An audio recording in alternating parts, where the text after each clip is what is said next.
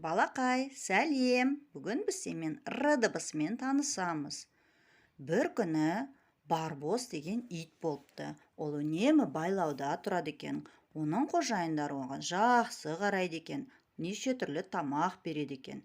Бір күні қаңғырып жүрген Рекс деген ит Барбосқа келеді.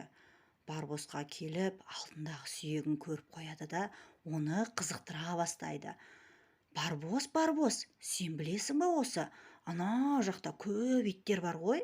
Олар әртүрлі ойындар ойнайды, қызықты әңгімелер айтады. Жүрсеңші, соған барайықшы дейді. Барбос қызығып кетіп, қайсы, қай жақта? Қай жақта ол иттер? дей берген кезде, Рекс Барбостың алдындағы сүйекті алып қашады. Сол кезде Барбос қатты ашуланып, баудан шешіле алмай, шыға алмай, ррррррррр деп ашуланады. Сонымен балақай, иттен қандай дыбыс шықты? Дұрыс айтасың, р дыбысы. Бүгінгі біздің өтетініміз сенімен р дыбысы екен. Балақай, мына суретте көріп отырғандай, бұл р дыбысының кескіні деп аталады.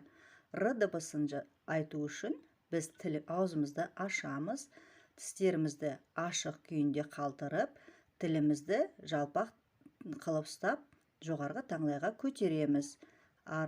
Тіліміздің артқы жағы азу тістерімізге кішкене барып тірелу керек.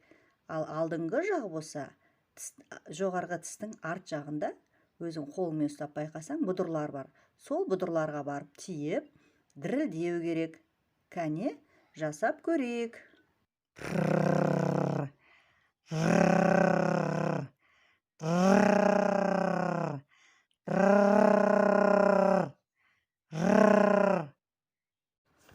Міне балақай, өстіп р дыбысын айтуды үйренеміз.